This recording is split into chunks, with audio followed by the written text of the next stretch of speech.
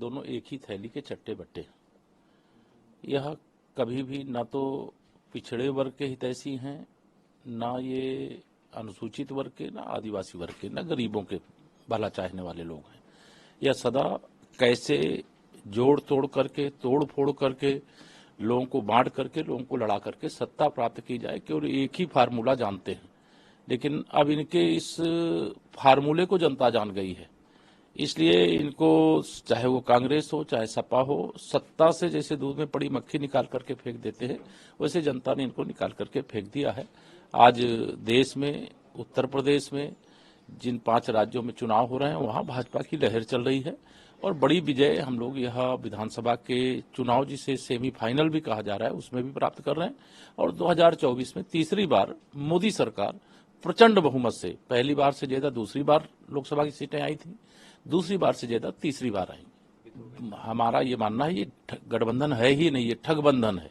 एक दूसरे को बचाने के लिए, एक दूसरे की चोरी छिपाने के लिए, एक दूसरे के ऊपर जो भ्रष्टाचार के आरोप है उससे वो कैसे बच सके और बचा दिया जाए, इस प्रकार की योजना के अंतर्गत ये गठबंधन है। इस गठबंधन का कोई भविष्य नहीं है, गठबंधन बिखर चुका है, जो बचा है वह भी चुनाव आते आते बिखर जाएगा। कांग्रेस ओबीसी विरोधी पार्टी है। देखिए, इस देश के अंदर मंडल आयोग की जो रिपोर्ट है उसे श्रीमती इंदिरा गांधी जी जब प्रधानमंत्री थी उन्होंने उसे नकार दिया था, एक साइड कर दिया था।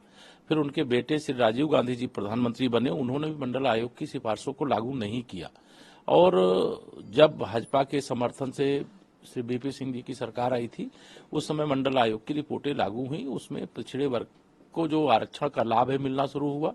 और अभी भी बहुत कुछ किया जाना बाकी है और कांग्रेस से कोई उम्मीद नहीं है देश के, विशेष तौर से ओबीसी वर्ग को। ओबीसी विरोधी पार्टी है, ये ओबीसी के नाम पे धोखा देने वाली पार्टी है और ओबीसी का कभी इन्होंने हित नहीं चाहा।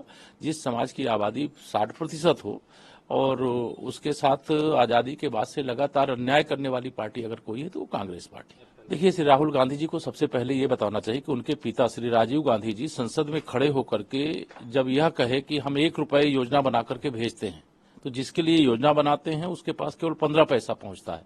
वो 85 पैसा कहाँ जाता था?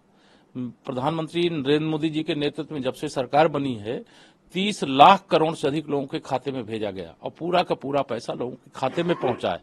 हम 100 में से 100% मतलब भ्रष्टाचार मुक्त करने का काम करने वाली सरकार है और जो 100 रुपया में से 85 रुपया का भ्रष्टाचार करते थे वो भ्रष्टाचार के बारे में ना बोले तो अच्छा है। कांग्रेस तो भ्रष्टाचार की अम्मा है।